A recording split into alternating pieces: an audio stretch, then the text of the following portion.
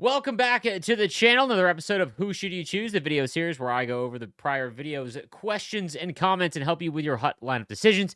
Just want to give a shout out to everyone that comes and watches these streams live. Every morning at 10 a.m., we go live and watch all of the NHL games from the night prior, as well as record the morning Who Should You Choose as well. If you ever want to support the channel, subscribing on Twitch will get you no ads, as well as, support the channel. So, that being said, let's get into today's questions and comments. We're going to start with Deep. He says, Bonjour, Sleeves from Montreal. Are you planning to do a video breakdown of the new players, Jake Wallman, etc.? If not, who would you recommend? 100%. Wanted to wait just about a week before because, again, I don't think it's going to be very common for everyone to get to, unless you're Ratsy. Shout out him, who somehow already grinded 50 tiers and has Headman. Before everyone can get all the upgrades. So, and not to mention because they're free upgrades, always try out the players that are interesting to you. I think that this is the one of the good things that the content team does in terms of being allowed to just refund and invest in. So I'll do a video maybe tomorrow.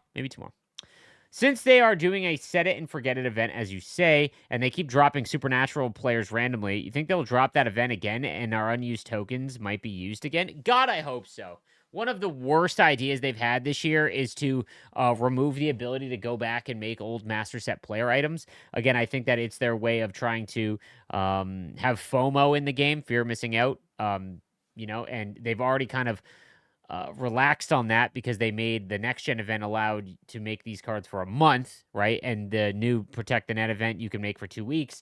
Last year, we were able to make the MSPs for the entire game. And if you start playing the game late and your favorite team has a master set player item from earlier in the year, you should be able to go and make that. Maybe at a more expensive cost, but just stupid to me that there's unused collectibles because, they just don't want to. So, all right, Daniel says, when I see the previous MSPs returning to the player base, can make them and the timer on current MSPs being extended, that makes me think that one of two things is true.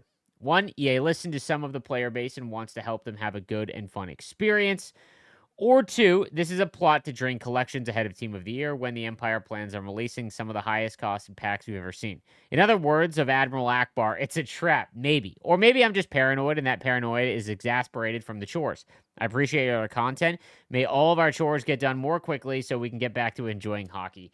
I think that the putting the MSPs back into the game and only allowing to do it for like a week, like the cover athlete event, is them just trying to get people to spend more packs, more money on packs, like immediately to get the cards that you need to make them. I don't know if it has anything to do with Team of the Year, though. People are going to spend regardless of Team of the Year, but I don't know. I think that what they're doing right now, especially with the Black Friday packs that came out, I think that they are getting desperate for pack sales, and that's a good thing. I hope that everyone stays strong and stops buying packs because it's the only way that we're going to get real impact and change from the personnel that is creating the content. Or maybe it puts pressure on them to maybe start using the resources they have available to them to help assist the player base actually enjoy the game a little bit more. So, had a guy message me after quitting a Rivals game. Watch another sleeveless strat video, deadbeat. Can't thank you enough for the strats and all the content, brother. Thought you'd enjoy. Love to hear that. Oh yeah, send up, whenever someone's being mouthy to you guys, just send a link of my strats video. That's it. Don't say anything else. When you smoke somebody and they just they try to give you the gears, just send the strat video. That's it. Nothing will hit harder, man. Jay Reed says champs can easily be fixed and also encourage more people to play.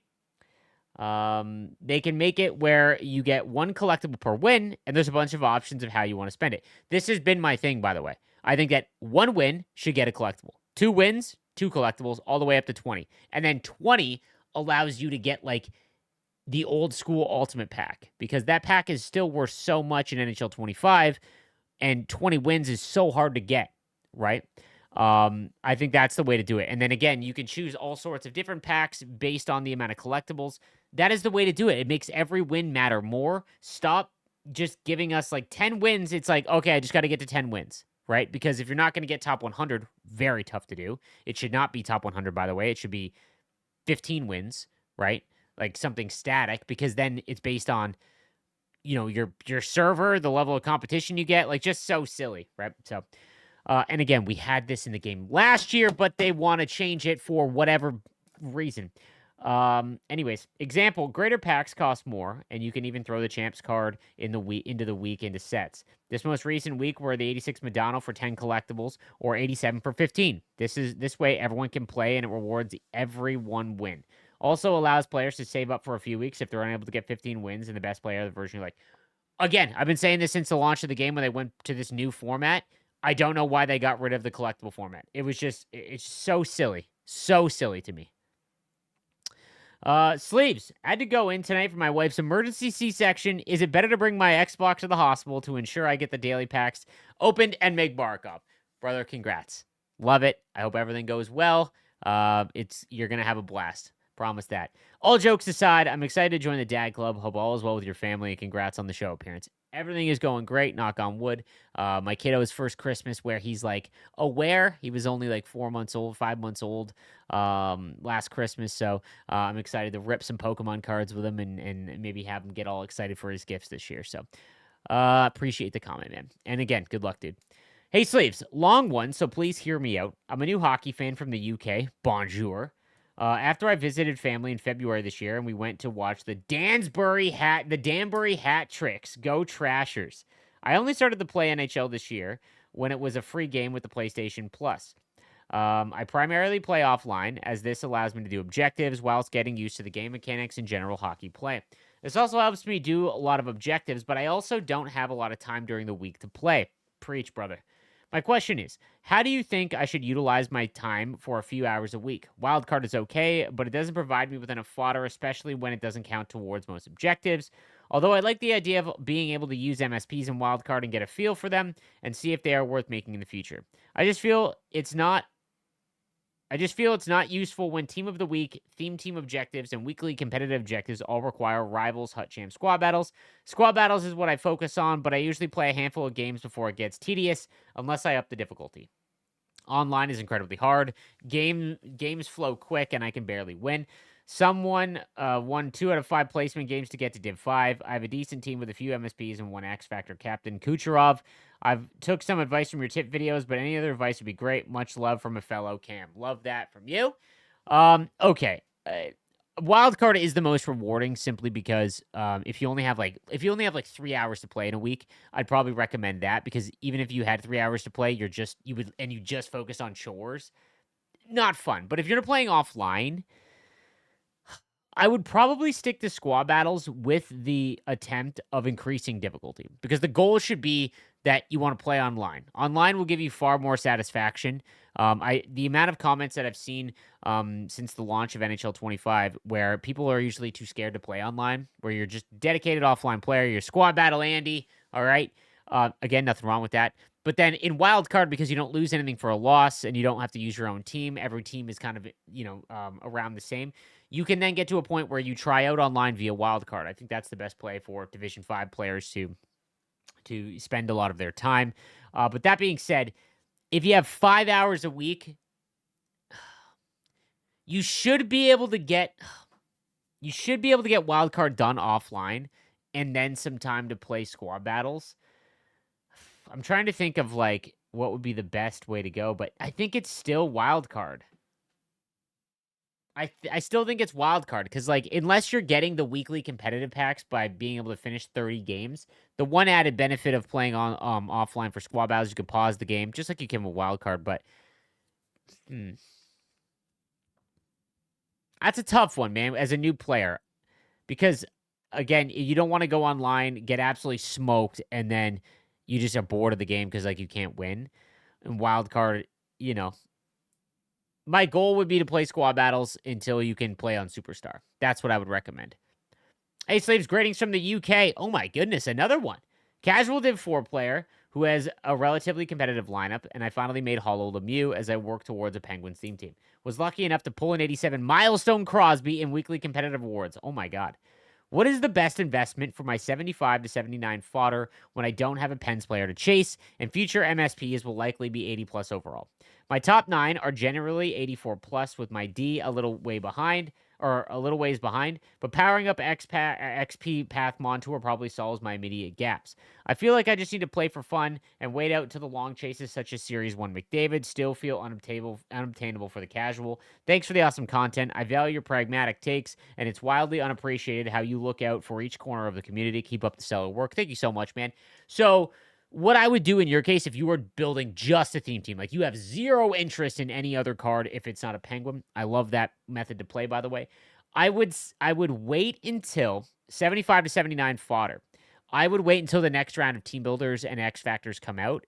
That will shoot the price of 75 all the way up to 79 overall fodder way up, because right now it's come way down because the interest level on those cards is faded.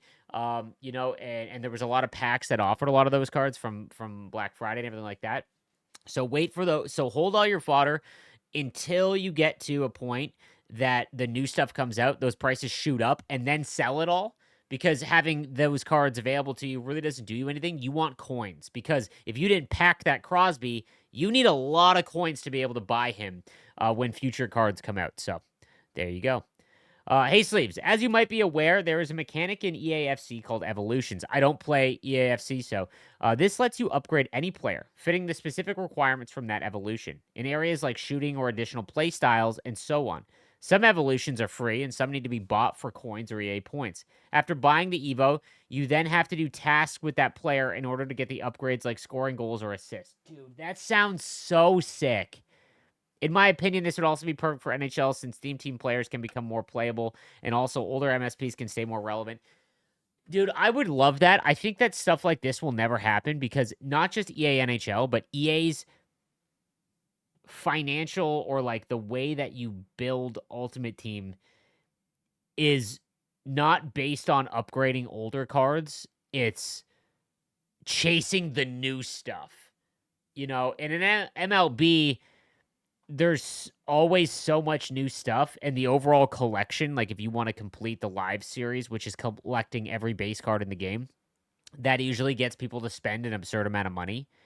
And then once you collect it, you really don't need to spend your coins on anything or stubs. I would love that, man. I just think that that's so good, dude. I would love anything that allows you to upgrade cards by playing with them. So like if you get a what's a good one? Master set Lane Hudson, and you want to increase his body checking. There's a task to get 100 hits with Lane Hudson, and that increases his body checking +2. And imagine there was like 10 objectives for each card. Maybe it's just the master set items, God, that'd be so fun. And that way, the longer you play with the card, the more likely you are to get the upgrades. Dude, I hate talking about this and you guys giving good ideas too, because then I just get so frustrated because we'll never get anything like that. Because like then it's like more like a video game, like an RPG, or like in franchise mode when you're developing players, God, that'd be sick. Sleeves, you better shout me out for this one because only I bring you hot takes. All right. I did 20 of the one collectible XP base pack, and I got at least a 75 plus card in 19 of the 20 times. I then made my stubborn son do his as well, and he got 19 of 20 75 to 81s. What I did do is do 2 at a time in case EA nerfs it. The value is just ridiculous and makes the other choices pointless. Whoever is reading this and tries it and gets all 75s to sell or use for X Factors, you better click that thumbs up. You gotta respect when a comment is this good. Okay. If this is true, and here's the thing. Just because it happened twice does not mean that it is going to happen always. And I don't trust EA to not just give out bronze cards to almost everyone, and you just happen to get lucky. But if that is the case, and you're getting a majority of the 75 plus cards in those one collectible pack, by far the most valuable. We need more. If there's people out there that are okay with sewering your collection, give it a shot for the boys. Hey, Sleeves, how do you feel about a specific reward path that spans the entirety of each event that gives you collectibles, upgrade items to make an MSP, or even the last tier being an MSP choice pack? You can collect tiers on the reward path by playing any mode. Not moments, though. Similar to a wildcard path, but even more specific. Love the videos. Dude, you know what game does this to perfection? Pokemon TCG Pocket. And I've talked about this a lot. It is, in my opinion, the perfect mobile game. I'm addicted to it. And that's a lot because I'm a hardcore Pokemon fan. But that being said, they come out with these events and you've got to do stuff that is all around the event. And then they have promo cards that you can only earn during the event, during the XP path, right? Like it could be by completing it, you get an MSP, right? And then EA would have to bake in what how much XP they would deem, the same amount as having to grind the objectives. But 100% objectives stink. The only way that objectives should be used is individual cards. Like upgrading a card. Here's how MSP should work. And it's so annoying that they don't. They start at whatever. Let's say the MSP is 85, launch of the game, okay? You do something, whether it's a moment, that player's moment specifically, and it's curated, makes sense, awesome. Maybe it's voiced over by Sobolski or someone in the community that has once maybe commented, a big game or two for the EA Sports franchise. And then you get the 80 overall version of the card via moments. Then after that, you've got objectives that you need to hit. Score 20 goals with the card. Bang, that's +1. Get 50 hits with the card. Bang, that's +2. And then at the end, you get 85, and we're cooking. And you could do that with every MSP. Make it hard, right? But there should also be an XP path that maybe gives you event items, an event pack where it's like, remember when the Cover Athlete pack came out? Or the Cover Athlete event came out, and you got all these event items, and they were actually usable? That should be every event. You should just get those event packs that only have the event cards that are non-MSPs, just like, God, make that happen. And they can kind of do that. I know the tech isn't there to actually record individually on the card, but what they can do is, like someone mentioned in my Twitch stream right now, is that you get a collectible by doing that. So you can make the objective pass, score 20 goals with that card, right? Then you get that collectible, and it costs 1 collectible to upgrade, right? So there's no reason why they can't do that. I work a night shift, woke up, and grinded an hour to get sushi before getting my kids from school. Before going to work. Oh, wow, terrible grammar by me there. Luckily, I had a lot of Canucks in my account already, as I'm a Canucks fan. All I could think was, aren't all the kids who play this in school? Dude. It was mentioned. Like, hey, love the idea of the flash challenges. Maybe you want to address the time, Because not only was it 3 to 7 Eastern time, you did a majority of these flash cards like that you get are theme team items. They're not going to be sought after for a lot of the player base, like Bastion and Susie, right? Let's say it was Cece, who was just the Sharks one for the week, but let's say Cece was the Sharks, right? No one cares about that for the most part. But then you made it 12 p.m. to 4 p.m. West Coast time, where a majority, I would say 90% of the Vancouver Canucks fans reside. Like, just play your game. Play your game a little bit. Spend a month. Couple hours after work. I get it. You don't want to go back to work. I understand. I don't like playing video games a lot because after I'm done my work for the day, it's like going back to work. Totally understand. But just give it a shot. Play your game just a little bit. Just a little bit, and you would be stunned at how obvious a lot of this stuff is. They are never going to talk to me ever again. Hey, Sleeps, quick question for you. I only recently noticed that on the rival screen where you ready up and begin a search for an opponent, there is an option at the bottom to adjust matchmaking settings. Is this an actual thing that works, or is it just kind of placebo? The two options are max average ping, default is 80 ms, and max skill rating difference with a default of 250 skill rating.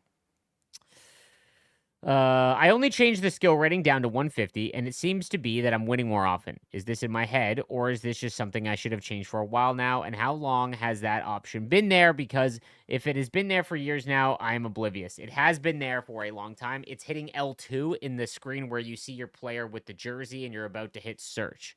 All right. So that being said, the reason why you're having an easier time winning is because I don't know what division you're in, but I'll give you an example of why Division 2 stinks. All right. Here's why Division 2 sucks. A, the player base is not very big. And not only that, we're separated into our server sections. So you want to figure out where your closest server is. Play 20 games, hit start when you're loading in, like when you see the arena and the glow sticks on every arena. Hit start and then go network performance. Look at your ping. Okay. And then after about 20 games, you'll sometimes you'll get connected to a server that has lower ping, higher ping, right? But you'll get a sense of what your normal ping is. For example, I get about 22, and that's my best ping I can get. I'm in Southern Ontario. I connect to the Quebec server, so I get about 22, right? If I get 30, it's because I connected to or 35, it's because I matched someone central. So if you want to, you can set your max ping to like 20, which is the lowest. And even though I go slightly above it, it'll still give me Quebec every time, and it won't give me a central matchup. But the skill rating, the reason why Division 2 sucks is because what'll happen is you'll go to search and it will just expand. And if you hard put your skill rating at, like, let's say 50, it means you're matching someone that is very closely rated in skill. Okay. But that being said, if you search long enough, the rails will just come off. And it'll be like, hey, we got to find this kid a game. Okay. When people are in Division 1, they can set it to 250. The odds that they're going to find someone that is, let's say they're 2200 skill rating, the odds that they're going to find someone that is at 2450 or someone that is 1900 is far more likely, right? So when you're in Division 2, if you search long enough, you're going to get someone in Division 1. That's what stinks. Like, that's why Division 2 is kind of like the beginning of, like, you've got to play differently, right? So I don't know what division you're in. If you're, but understand that it goes both ways. If you're in a very low division, right, you're probably going to find more players that are better than you if you set it to 250. So that means that you have the chance of matching someone in Division 4, right? And vice versa. So I always try to keep it as low as possible, but I already can't find games, which is crazy because I'm in the most populated place for this video game. But yeah, the reason why that you're probably having a better time is because you were matching people that were 250 skill rating above you.